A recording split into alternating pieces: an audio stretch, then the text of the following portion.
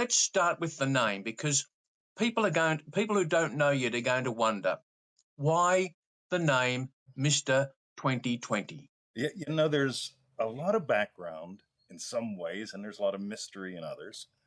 And so I'll set the scenario. I was living in Pennsylvania, and I was reading Think and Grow Rich again, and I came across some old recordings of Napoleon Hill. And Napoleon Hill says, "Look, he basically says I wrote a book. It was really cool, and he couldn't come up with the title." And his publisher says, "All right, if you don't come up with the title by Thursday or something like that, we're going to publish it under Use Your Noodle to Get the Boodle." And Napoleon Hill went nuts. He's like, "You can't do that. That would ruin me." And so he goes to bed and he prays. And he basically just says, "Look, I need a name." And he woke up with Think and Grow Rich. And I thought, cool. Now, I opened up a can of worms with something I thought was going to be a very simple marketing edge. And so I went to bed and I went, all right, give me something. I want to take what we do and really get the core truth of it out into the world. And I woke up with change your name to Mr. 2020. And I ignored it. So I went to bed again. Next day, same thing. Third day, same thing. And I thought, well, this ain't going away. So I told my wife at the time, a lovely human being, and she goes, "I don't got a problem with that. You got to do what you got to do." Right? So got the fingerprints, went to court, background checks, all that bullshit, and changed it 4 days after my 41st birthday. It went through. So I started this when I was 40 years old. And I thought I had a clue. And I got to be honest, I didn't have a clue. My background is probably like most people's. I come from a Judeo-Christian society. And in the Old Testament and even in the New, there were people that were renamed. Saul became Paul. Simon became Simon Peter. Old Testament, same deal, right? There were people that were renamed because their essences were being revealed. And so I thought, all right, this is pretty cool. Mr. 2020, my life is all about vision, clarity, focus. It's a very, P-ish thing, one of my passions. And I got to be honest, Mike, it's taken me, I'm 59. This process started when I was 40. It's taken me 19 years to really discover why the hell is that my name? I've been told, so here's my other cultural side, Native American. That comes through my mom's people. And there were 3 different ways that you got names. One of them was a real obvious one, your birth name. Another one was because of something silly or stupid that you did that you stood out in the crowd for. The third way you were named revealed an essence. And so I got this name, 2020. It came in a vision. I resisted it to the best of my ability, went to court, all that silly stuff. And 19 years later, I'm discovering, and I'm halfway through an email series on this, I'm discovering the real nature of vision is seeing with fire and love. When I see with love, nothing can enter my heart that's not lovely. When I see with fire, Neville Goddard shared this in the 1948 lectures. The name of Jesus has a tooth in it, and that tooth is also means fire, and an eye in it. The name of God is basically I am. You're conscious of what is. The problem with that, remember they say Jesus Christ is your Savior. Neville Goddard always equated Jesus Christ with the wonderful human imagination. And with that in mind, what I'm really discovering is if I'm to be of any use on this planet, the adventure of a lifetime for me is sharing the message of, you came here to see with love and fire. You came here to see in a way that consumes the evidence of the past, the seeming evidence of the senses, so that you could reveal something wonderful in the world. And I'll give a really practical example of this. Richard Branson. Richard Branson was at an airport. The flight was canceled. And if he saw with human eyes, he would have just seen there's 200 people stuck in an airport. He saw with the fire that consumes. His fire consumed, his love consumed the situation, and he rented an aircraft. And then all these people went from where they were to where they were going. He said, look, I just rented an aircraft. right? You want to join in? Yeah, give me a couple $100. And Virgin Airlines was born because of vision. He didn't plan it out. He didn't think this would be a great way to make money. He just realized we need a better airline system. And I just invented one. So he saw a problem, and he didn't weigh out the probabilities. Is he going to get there? Is he going to get a ticket? There's 300 other people. He didn't look through mathematics. He saw with fire. The fire consumed the problem and revealed a possibility. And who doesn't love Richard Branson? Come on, right? The guy just keeps doing that. He's older than dirt. He's made more money than God. And he lives with this delightful, inclusive, lovely vision. You can see the spark through his eyes. Yeah. So that seems to be why I changed my name to what it is. Because when I live from vision, all inner argument ceases. All dwelling on the problem ceases. And I see with the vision that consumes the problem, reveals the possibility, and invites us to dance the sacred dance that we're born to dance. Wow, so many angles there. Thanks for that explanation, 20. And you said you're about vision, clarity, and focus, I think was the third one. Yeah. And you've given an example there of Richard Branson, how he could have just seen what he saw with his physical eyes. And if I could just, I hope I get this right, a quote from Neville Goddard, and please explain this because it's something that's intrigued me, and that is, deny the evidence of the senses. Yeah. How does that relate to vision, clarity, and focus? You ever notice the evidence of the senses always leads to an inner argument? Oh my God, look at Trump, look at the markets, look at whatever. Oh, it's horrible, it's all ending. Yeah, I always share the story of when I was 12 years old, I started walking a mile through the fields to the corner bookstore out in the country. They sold used books for like 25 cents. And I bought all kinds of books. At 25 cents a book, I couldn't help but buy a lot of books. That's where I bought my first Neville Goddard book, my first Playboy Advisor book, which actually had some damn good articles on how to be a fella.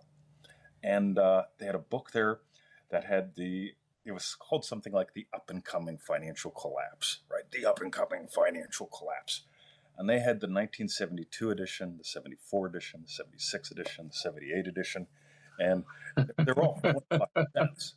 And I was tempted to spend $1 and buy 4 of them because I wanted to see what the difference was. And the difference was every year there was more evidence that there was an up-and-coming financial collapse. And I was 12 then, Mike, and I'm 59 today, apparently. And 47 years later, I'm still waiting.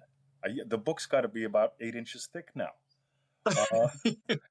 And we're still glooming and dooming with this evidence of the senses, with the inner argument that gets bigger and all-consuming, versus you wake up in the morning, your flight gets canceled, and you go, you know what I'm going to do? I'm going to rent an airplane. And you know what? He had so much fun running an airplane, he built an airline. That's the difference. Vision stuns the inner arguments to silence. And if a picture's worth 1,000 words, a vision is worth, it's the sacred song. Beautiful. Yeah. Now, here's something. A lot of us, when we're down and out, we may be attracted to hope, H-O-P-E. But you describe hope as a sugar-coated turd. You betcha. Why is that? I hope I can get on the call with you today, Mike. I hope, by the way, I get up at 5 in the morning, and I've run into at least 3 speed bumps today. Can't help it, right? I do what I call my Joseph Goddard method every morning.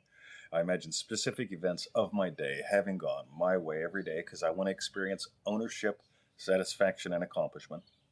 I nail those things, and I get up, and right now it's a little after, it's 9:43 a.m., and I hit at least 3 speed bumps this morning.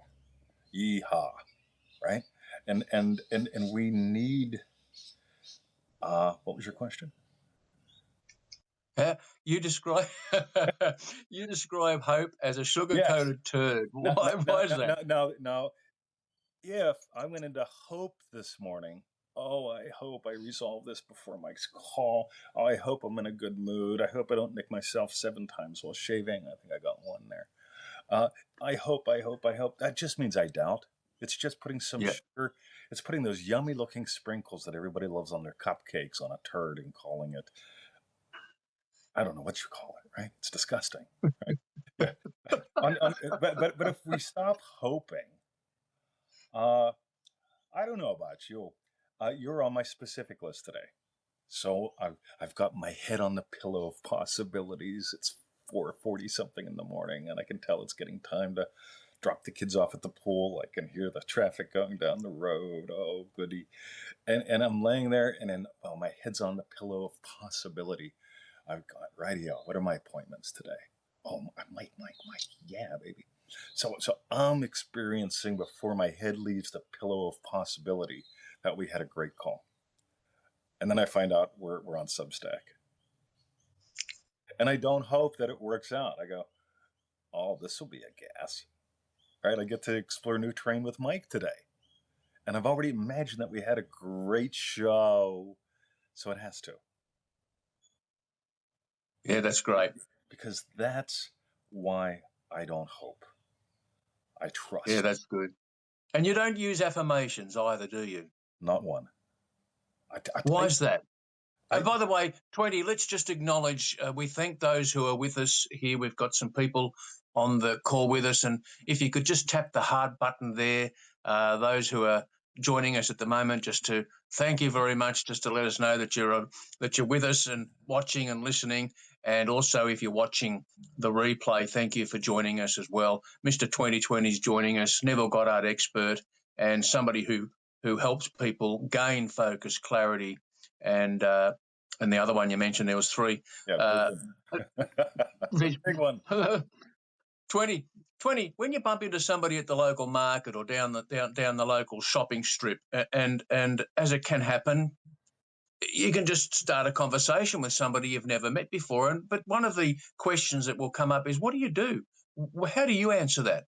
Cool. Do you want me to do the affirmation one first, or get back to that? Oh, yeah, I asked you about affirmation, didn't you? Yeah. Didn't I? Thank you. Yes, bring it back to the affirmations. Yeah, why don't you do affirmations? They're baloney. But check this out, right? Because people say, oh, no, but they work. If you imagine they work, they work. All right. So if I imagine putting cooking oil in my petrol tank, I've got a lovely used Mercedes. It's a gorgeous classic CLK. And if I imagine that motor oil can go in the petrol tank, it's going to be a mess, right? Now, I just mention it because Neville didn't like affirmations, and I used to love them. I adored it. I used to make subliminal affirmation recording tapes. Swear to God, right? Yeah. So I'd talk to a client, make something special for them based on their NLP patterns and their content and all that stuff, and and I had to walk away from all that. Now here's the cool thing. Why? So I promise you I'll answer your question.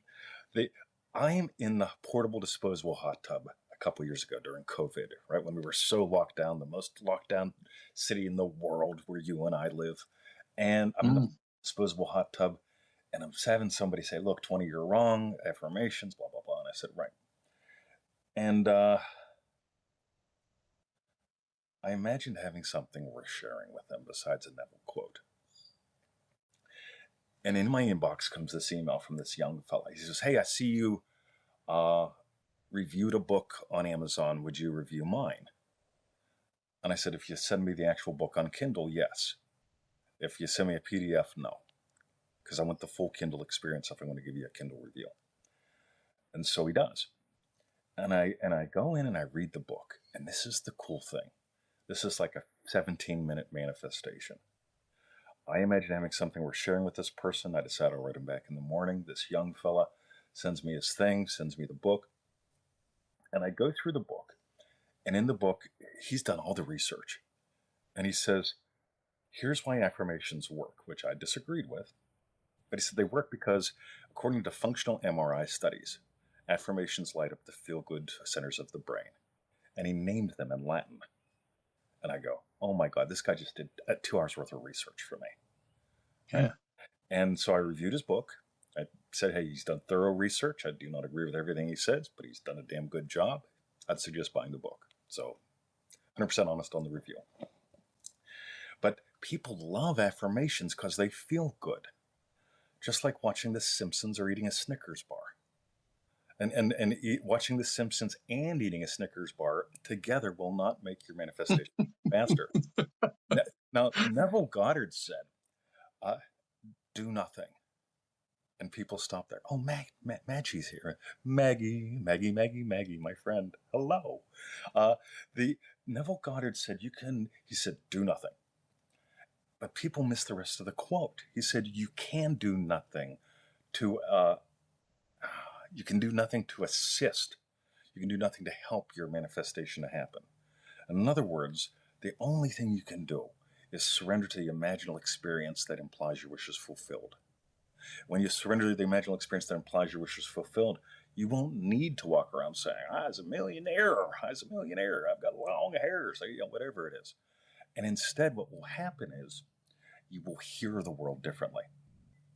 And Neville gives so many examples. I call it the holy hearing method, where he notices he's unable to hear what isn't lovely. And he's able to hear what implies Mike's wish is fulfilled. If you told me, 20, I'm working on a wish, I'll hear it. I'll sit here. I'll do what Neville did. I'll sit here until I can hear you telling me, yeah, baby. And I say, all right. And that's the difference. We don't, using our voice, speak something into existence. How we hear reveals what we're actually imagining is true. I get the electric bill and it's $300 higher. Am I pleased? No. I'd rather spend that on whiskey and cigars and other fun things, right? So I'm not pleased, but I'm also not panicking. So my inner conversations, and when I hear Victoria say it's $300 higher, I go, guess I got to make some more money. I guess I got to make a bigger difference in the world. So what I hear inside and how I hear her voice reveals my state. I don't go, electric bill's $300 less, electric bill's $300 less. No, and I don't go, I don't have a problem with the electric bill. I got a problem with the electric bill. I'd rather spend the money on something else. But it doesn't put me into a panic. It just makes me go, right, how do I get more effective and efficient? How do I bless more people? Great, 20. And we'll come back to the question. So I've got an unstable internet connection here, and I may have just frozen on you. Yeah, you're looking good, a little pixelated, but that's all right. You look like a Monet. All right. So apologies to our viewers live on the stream or watching recording if I just froze on you then, a little bit of an internet insecurity there. We'll come back to the question because you've prompted something, 20. So there's a question in waiting, which is how do you answer the question when you meet somebody at the local market and they say, what is it you do? What do you do? We'll come back to that. Again, back to Neville, because you're a Neville Goddard expert. You're one of the most prolific writers and teachers and presenters of digital content, and you also do one-on-one coaching. I believe you're still doing that. 20, do you still do one-on-ones? Yeah. Not as much. I'm getting real paid. Yeah. I just in today's world, I've just decided, radio. I'd rather you buy some of my shit, just to be blunt. Buy some stuff. Send me a couple emails. I want to get to know you before it's like, sit down with you. Let's have a coffee before we do a date. That kind of deal. Yeah. Okay. All right. Now, where was I going? Yes. Just finishing off on affirmations. So one of Neville's books is Feeling is the Secret, and there's a whole teaching behind that. And correct me if I'm wrong, but affirmations are almost always just vocal. You're staring at the mirror, you're vocalizing something, there's nothing else to it. You might as well just record your voice on a tape recorder and press play, or teach your parrot to do it for what it's worth. What's the power of the feeling when Neville says feeling is the secret? What is the power of the feeling when it relates to imagination, visualizing, and manifesting our desires? Wow. A lot of people think it's emotion. Some people think it's sensation. This is my favorite foot cream. I spend a lot of time in water. And I can feel what that feels like compared to the hand cream. It feels different. So if I know what they physically feel like, I can imaginally experience the two differently. That's part of what Neville called the Western Gate. That's a physically feeling into process. There's also emotions. Hey, I'm happy to be here. When I imagined us having had a great call today, I experienced literally the feeling of my buttocks getting out of the Ames chair and the joy of looking for Victoria to tell her, that kind of thing. But really, what is the feeling that we're looking for? This is going to go back to my name. I had a Native American mentor who always said, touch with your eyes. And I didn't realize what all he was telling me at the time. It's like any true teaching, as far as I can tell, is layers of discovery, and it's all discovering you. And I really get, how are my eyes? How is my beingness beholding? When I look at the garden, I have often, when I met Victoria, I was seeing the future, right? We walked around the garden and I was blown away. I look back at the photos. Oh, we had 2 dumps on the property, not too many plants, lots of barren areas, weeds, no garden beds. I saw the future without knowing it. I'm feeling the glory of God, the gloriness of this place, her vision, my vision, the way it all comes to life. So feeling is the secret. I find there's 3 feelings that we've got to acknowledge, and I call these the 3 worlds. How do I feel about the minutia in my life? The electric bill, the exchange rate, the how much coffee's in the cupboard, my dog. How do I feel about anything in my life, the minutia? The second world is, how do I feel about me in the moment? What am I really feeling about me? Do I feel like I can give to the world with you with this, that it will also give to each of us? What am I feeling about me in the world right now? And the third feeling, so the first feeling is minutia. The second feeling is me. The third feeling is, what do I feel about the mystery? And this is, to me, the most fascinating one, because Neville Goddard said consciousness,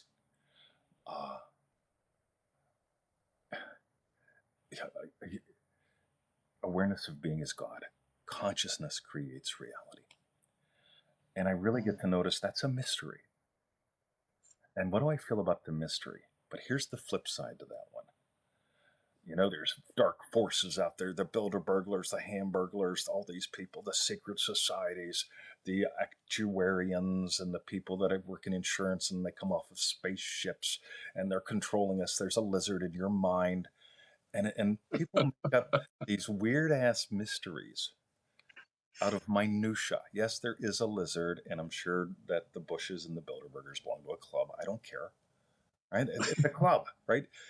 But when we forsake the mystery of us, so there's 3 feelings. What do I feel about the minutia in the world? What do I feel about me right now? And then there's the mystery. What do I honestly believe is the mystery behind it all, Mike? And if those 3 come together, if they converge with me experiencing, ready? Mike and I had a great call. There's a feeling there. There's an emotion there. There's a sensation there. But more importantly, the minutia, all the tech worked. That was cool. The me, me, and you, me. Yeah, we had a great time. Mike and I both shone. World 2. And World 3, the mystery behind it all, gave us the gifts to give to everyone else because of what you and I both imagined and accepted as true. And that's the ultimate feeling. What am I accepting as true about my minutia, about me, and about the mystery? Just so much depth to it, Tweety. So much depth to your thinking and your answers, but you keep it so simple in the way you present it. And this is obviously why so thousands of people are drawn to you and your content, along with your wife Victoria and your video podcasts or vodcasts or whatever they're called. I see too that you've got a new name, or new to me anyway, the Power of Imagination podcast. Is that something new, or have I just been asleep? I renamed the old Neville Goddard podcast. So we had the Neville Goddard podcast, and about 80 people came out with the Neville Goddard podcast. And I went, all right. Some are actually just playing Neville. Cool with that. Some are doing AI Neville. Nuts, right? Other people are just saying, all right, Neville Goddard and vision boards and effort. Right. So it's like I can't associate with it. So literally. Don't tell me there's an AI Neville app. Please don't tell me. No. It's crazy, right? So I'm back at the cottage one day, smoking a cigar like I do and staring off into the sunset. And it's like, I got to differentiate myself here because I'm becoming background noise to AI and crazy crap. And so I'm exploring what am I all about? Power of vision. Nobody understands what I'm talking about there. All right, strike one. What am I all about? What was Neville all about? Very simple. The pearl of great price. There's only one cause. That's why we put that in the middle of Manifesting Mastery. That's another thing. So it's in the middle of all the teachings, one cause. And then it hit me. Rename the podcast The Power of Imagination. So we're heading on 4 million listens, views, whatever you want to call it. But the whole thing of it from being, here's 20 talking about Neville, which I still am. But it's like, look, and welcome to another exciting episode of the Power of Imagination podcast. My name is Mr. 2020, coming to you live from Melbourne, Australia, where we explore one thing and one thing only, the wonder-working power of the human imagination raised to vision. Because Neville Goddard said imagination must be raised to the level of vision. Let's dive in. And it just makes sense to me.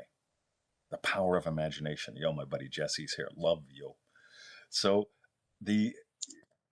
so it's a rename. So we still have all the old episodes, the ones I did in the car that were horrible, the ones that I did during COVID, which were interesting, and the ones that we've done in the past year, which, as far as I'm concerned, are on fire. So You're always on fire, 20. And I like the ones where you can hear the bubbles of the spa in the background because you're literally recording your podcast about 5 o'clock in the morning.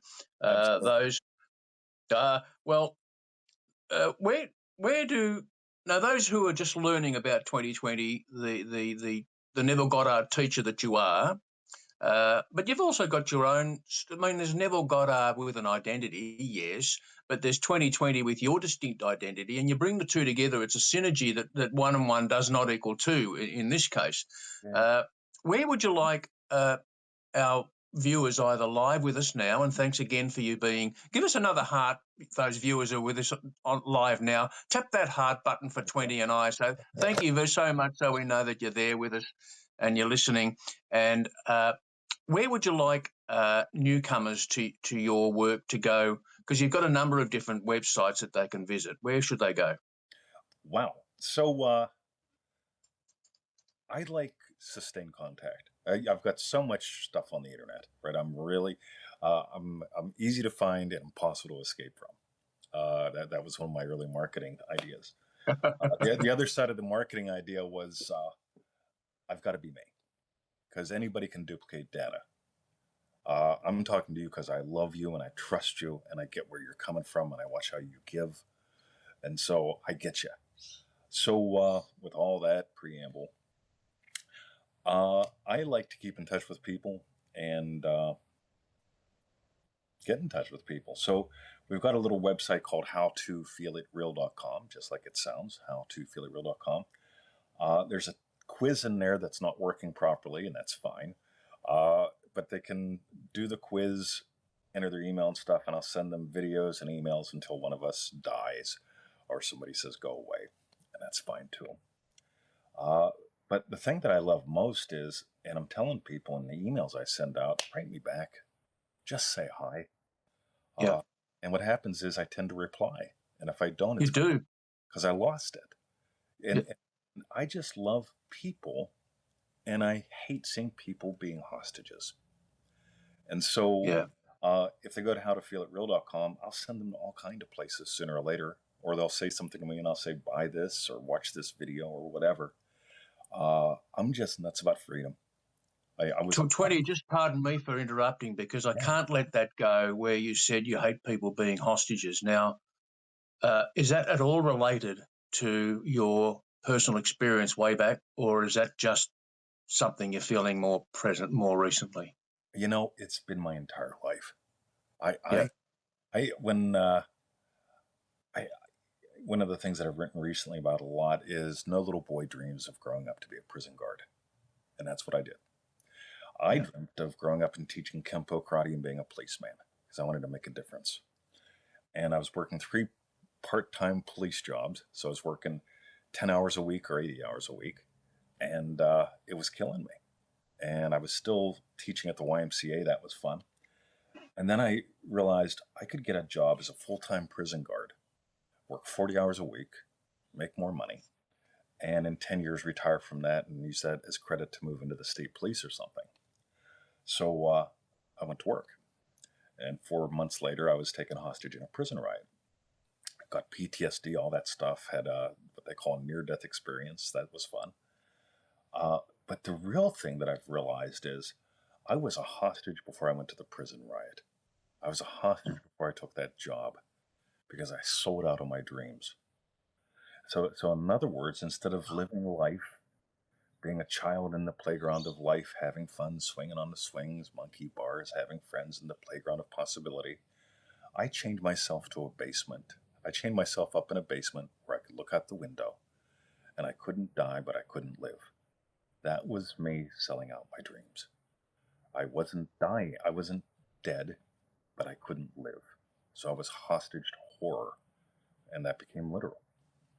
But I look around, especially since COVID, and I still Mm. there's a lot of people out there that they're not dead yet, but they're not living either. Yeah. Yeah. And it's like, dude, you're when I came here and I met my wife, I flew over here to do a weekend training with some Forex traders. And one of the things that I remember sharing with them time and time again, you're the spark behind the eyes. You're the spark behind the eyes. Mm. And if when they forget that, they take the sucky trades and they have sucky lives. But when you remember you are the fire, you are the spark behind the eyes. You came here to consume those facts, the evidence of the senses, and be Richard Branson. You didn't come here to be stranded at an airport. What was that lovely Tom Hanks movie where he was stuck at the airport? Yeah. And even he turned in Krakosia. That was his nation. Yeah, I'm from Krakosia. And he took a crazy situation and he just his vision of staying alive and everything consumed it, and it was a lovely little journey with him. And we can all do that, or we can stand in line and complain.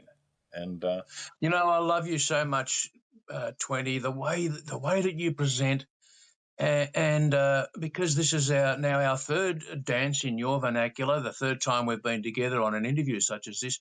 What struck me in our first and second interview that we recorded was your attention, like exactly what you're doing now, the attention you gave to me when I'm talking, and the eyes you mentioned before about the eyes and the attention is not just the nod or the straight looking at the yeah, camera or the lens, but yeah, your eyes. I can see it. Uh, 20, there are writers on Substack, since we're on the Substack platform, there are writers with hopes, dare I say, turds coated in sugar. yeah, There are writers who want something more and they'd like to manifest something more. They have a dream of being something more than what they are. Their idea, their imagination of what that could be may be clear, may not be clear, but they're hostages yeah, right now. They're trapped. And you and I sense it and see it. yes, What can we do? What can you say that might just spark the light between their eyes, behind their eyes, and into their brain and spark something positive to manifest something for them? hmm. You know, we all accept stories as true, and we all reject stories as false. And what determines what we accept as true or false is our state. And I can wake up in the morning and see nobody bought anything last night, and I can buy into the story that I'm a failure.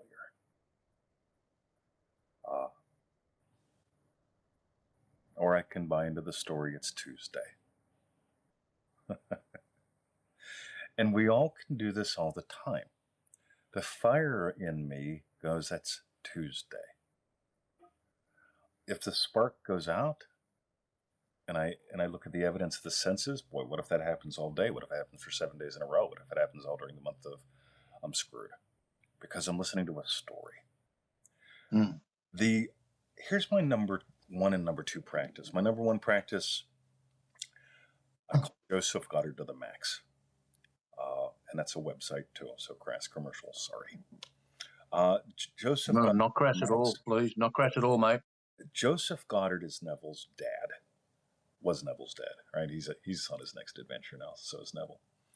And Joseph Goddard every day would sit in his Berbice chair and imagine specific events of his day having gone his way.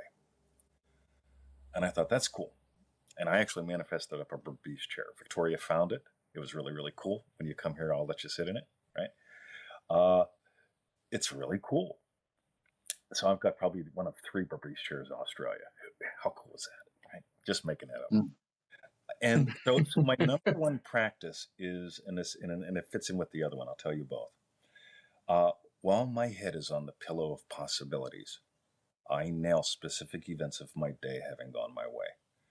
And I don't make it like, oh, today I'm on the lottery or anything like that. This is a real sneaky one. I imagine every single day, except for today because she's not going to be here, specific events of my day having gone my way, one of them being a yummy lunch with my wife. And people say, well, that's not a big deal. It says, it's not a big deal unless you get divorced a lot or if you don't want to have a good relationship. I'm not just imagining the meal. When I imagine my experience of her experience and we're having a yummy lunch, that's not just the lunch implied. That's the relationship implied. That's the direction of our lives implied. That's a lot of things in one little specific event of today nailed. I've imagined going to the swimming gym and nailing it today. Can you see? I'm not hoping. I know I nailed something today, right?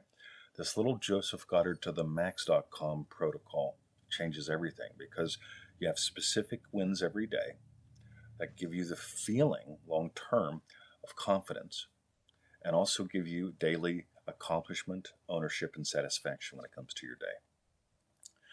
So that protocol was inspired by me having PTSD because I used to put my head on the pillow and go to hell every night. And now when I put my head on the pillow, I can't help but turn into yummy things because it's my pillow of possibility. The other one, some people go, oh, this is crazy talk or woo-woo. I can promise you it's not. My Native American mentors all had some version of the teaching. The songbirds sing their song of thanksgiving. And if you pay attention, the songbirds' song of thanksgiving begins before the sun rises into the sky. And the songbird song of thanksgiving, they say, actually lifts the sun into the sky.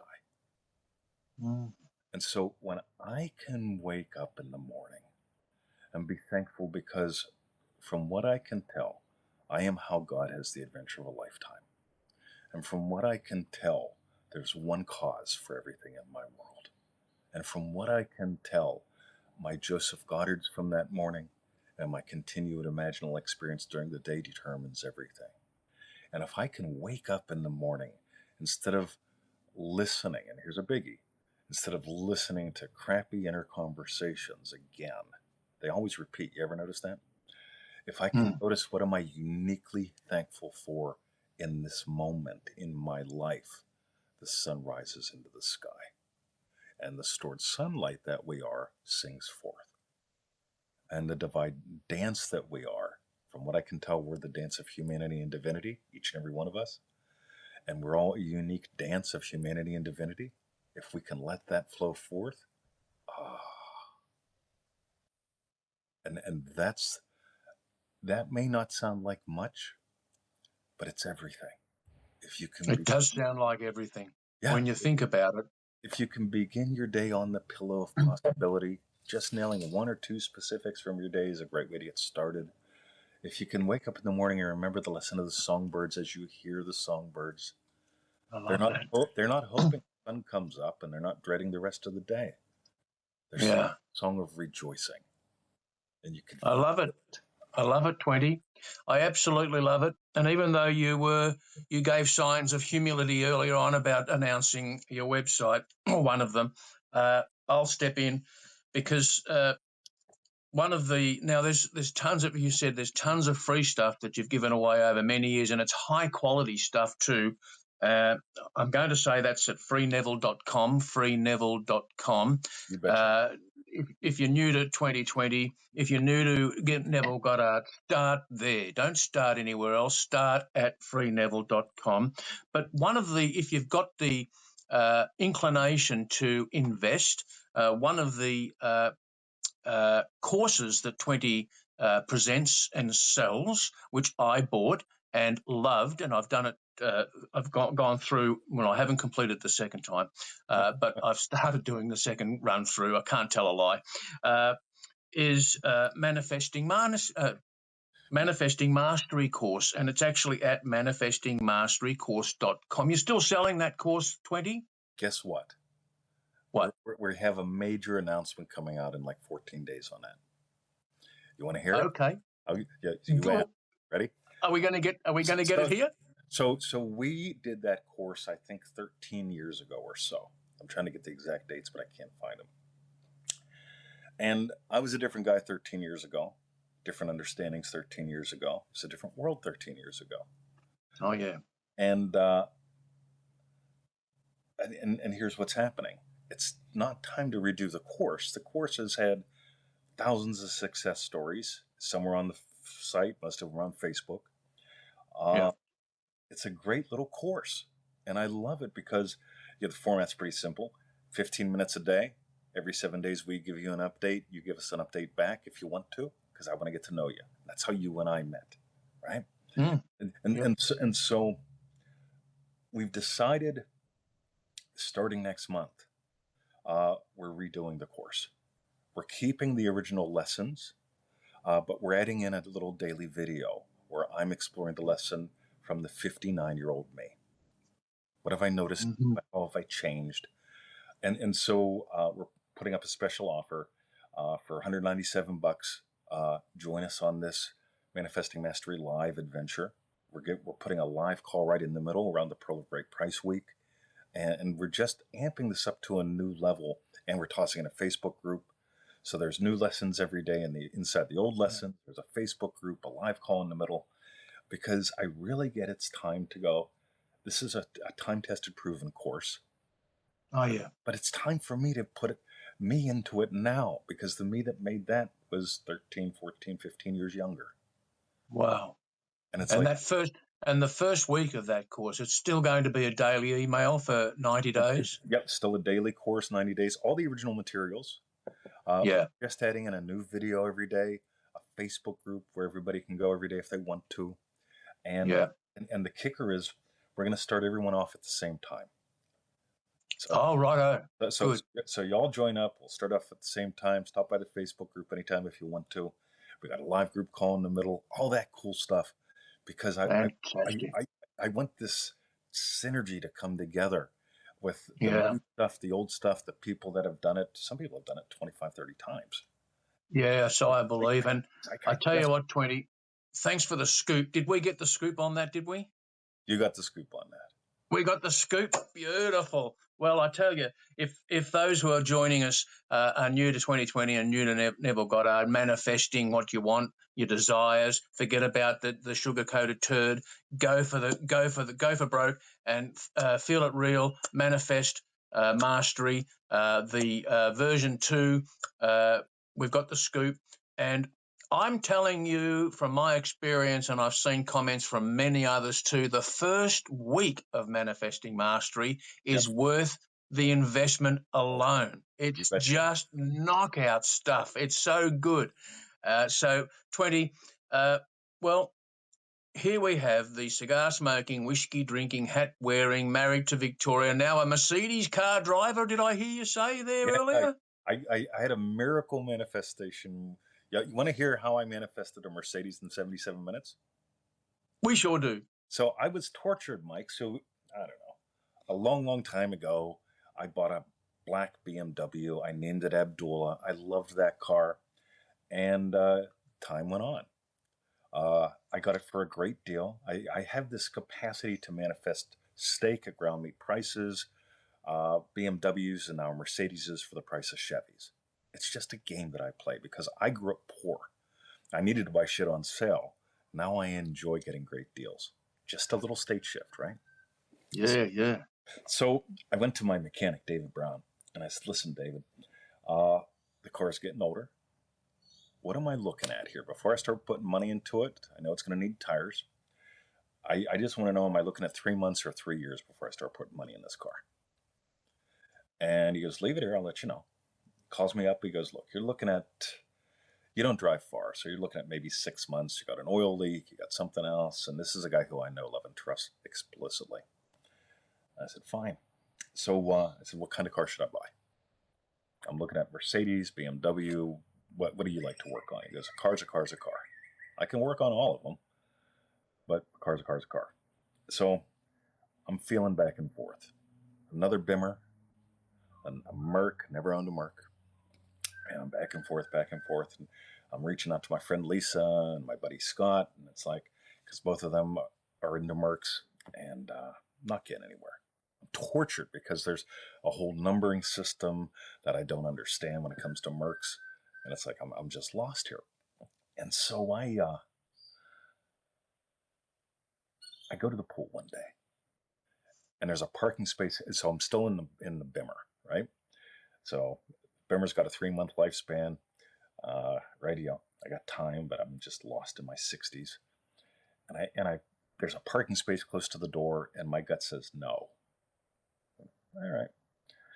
Parking lot a little bit further down, or parking space a little further down. No. So, all right. I park the whole way at the far end of the parking lot. I'm talking to Victoria. I've got these cool. Let me show you these. I've got these cool, funky Ray-Ban glasses. They're smart. Oh, mate. So they tie into my phone. They tie into my phone so I can listen to podcasts. I listen to your stuff. Oh, wow. And I can talk to Victoria. They're so cool. And I get out of the Bimmer and I walk 3 car lengths and I look over and there's this silver Mercedes. And I just went, oh my God. I fell in love. I looked at this silver Merc and I fell in love. And I walked around it. I tried to remember what the model was. I think I took a photo because I've got a memory like Swiss cheese. And so I go in, I hit the gym, I hit the swim, and I'm hanging out with my buddy Rod. And Rod and I talk about 3 things: sourdough bread, balsamic vinegar, and his granddaughter. That's all we ever. He's a lovely guy. I just love this guy. And earlier, a couple days earlier, I told Victoria, I says, listen, I'm only going to buy a car from somebody who I know, love, and trust, or a local dealership. And there is no local dealership within 5 Ks of Eltham. Right? I don't go anywhere. So I've created a pickle. So my friend Jim, who's got something like Parkinson's, ends up coming in. And he shoves something in my big yellow bag over in the corner. And he comes in, he's like, 20, I just put 2 issues of the Mercedes magazine in your bag for you. Have you got a Mercedes yet? Did you buy a Mercedes? He's nuts about them. I said, no, I just, I'm looking. I think I found what I want. Still no luck. Well, Rod, my sourdough buddy, overhears this. And he says to me, you looking to buy a Mercedes? I said, yeah, I am, Rod. You looking to sell one? He goes, I am. I said, all right. How much? He names a number, shake hands. I said, what color is it? He goes, it's the color Mercedeses are supposed to be. I said, which is? He goes, silver. I said, that'll do. So I bought me a car. I don't even know what color the car is. I don't know what year the car is. But I love Rod. I do. Lovely man. Trust him with my life. That kind of fellow. So he goes, do you want to see it? I said, I'd love to sometime because it's in the parking lot. Oh, yes. right? So it's like, all right. So we shower off. We walk out. He walks me up to the car. I went, oh, wow. He goes, do you want to drive it? I says, no. I said, drive me around the block. That'll be fun. So he drives me around the block. It's like, all right. Bought me a car. So got a great deal. Again, Mercedes at the price of a Chevy. That's what I do. So you think that's great, right? I go to insure. Yeah. The insurance company says no. Right? We're not going to insure it for what you paid for it. We're going to insure it for what you paid for it and a half, because that's what it's worth. Wow. Okay, still good. Great deal on insurance. Like, all right, do it. 6 weeks later, I get a letter from the government saying, hey, we think your car's worth more than you paid for it, so you owe us a couple $100. Oh, right? So they taxed really? me too, right? So I got a great deal on this car. I got a great deal, so great. The insurance company made me insure it for more than I paid.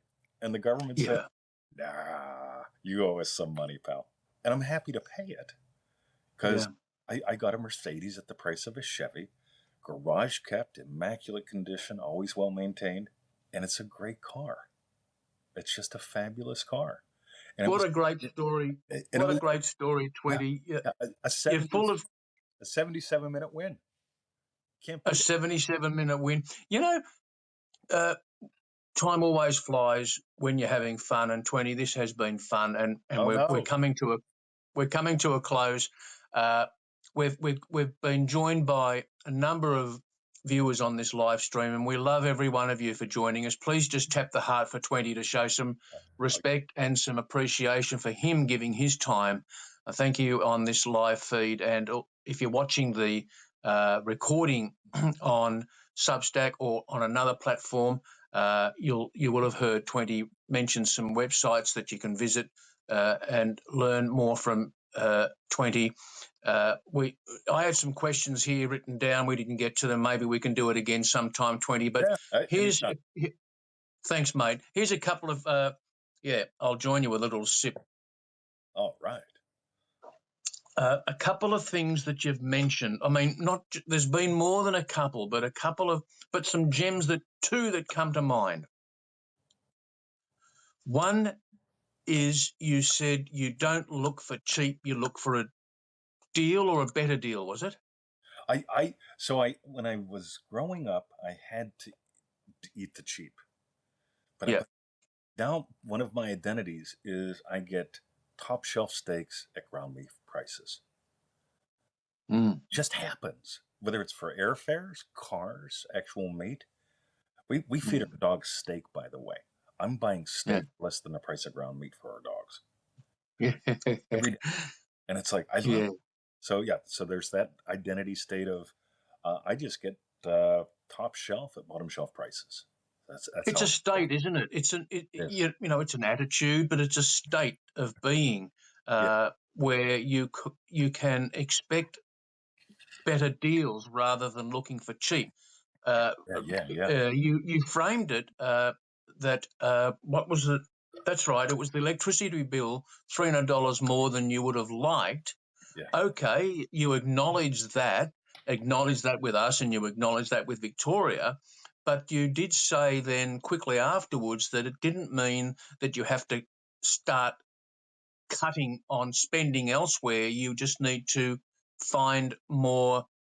Did you say more income? You need to manifest more income. You need to find more value. You need to find a better deal. Impact. Was that it? Impact.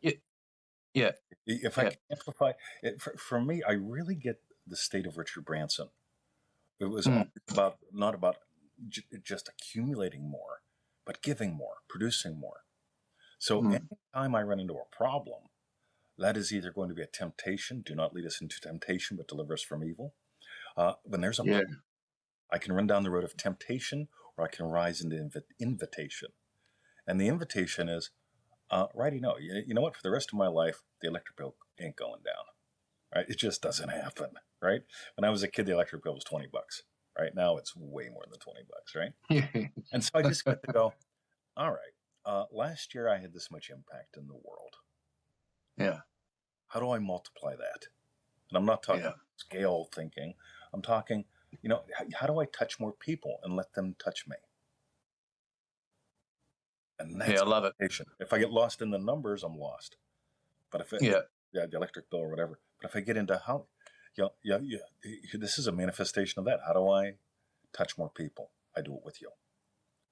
Well, to our viewers, you've only got to read some of 20's material on whether it's Facebook, here on Substack. 6,500 subscribers. That's that's a number that most of us can relate to. Those with hundreds of thousands of subscribers, it can be a little bit like, gee, that's a bit far out. But 6,500 Substack subscribers, over 10,000 YouTube subscribers, a huge Facebook following and groups. Get more into 20, to get more into Neville, to get more into manifestation, to get more into feeling it real, and get more into your own cigars, your own whiskey, your own hats, your own best cuts of steak, your own Mercs parked in the driveway at the swimming pool that I'm going to own in 77 days. That's what we want to hear. That's it.